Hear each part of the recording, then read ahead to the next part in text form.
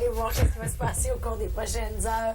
Donc, sur le Québec, chaleur, humidité, encore une fois, ça se poursuit. Et possibilité d'orage, encore une fois. Régent, il y a le passage de ce front-là qui génère un peu d'instabilité, hein? Oui, exactement. Donc, là, un petit exemple. Du côté de Gatineau, aujourd'hui, ce qui s'est passé, donc, vers la fin de l'après-midi. Ça a été une journée torride, là, avec quand même une bonne part de soleil. Fin d'après-midi, cellules orageuses sont passées. Des rafales de vent 70 km/h avec une pluie quand même assez intense. 15-20 minutes, rien de plus. Attention, la journée de demain, les occasions risquent d'être un petit peu plus présentes. Je ne vous dis pas que ça va être nécessairement violent, mais ça va être à surveiller. On a eu sur certains secteurs de l'ouest de l'île de Montréal quelques bonnes averses, quelques petites pointes de vent pour amorcer la soirée, mais règle générale, ça a été tranquille. Encore une fois, les occasions d'averses et d'orages pour ce qui est du secteur métropolitain, il va y en avoir davantage au cours de la journée de demain. Vous voyez le 30 degrés, c'est évidemment tout ça est jumelé avec l'humidité, donc il y a un effet humidex qui nous accompagne pour la journée de demain.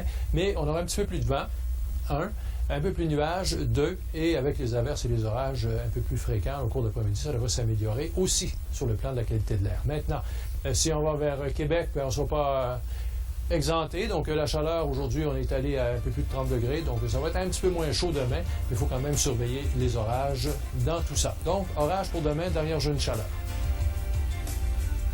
Chaleur et humidité, on vous en parle aux nouvelles météo médias, mais on vous parle aussi de ce développement de cyanobactéries dans nos lacs au Québec.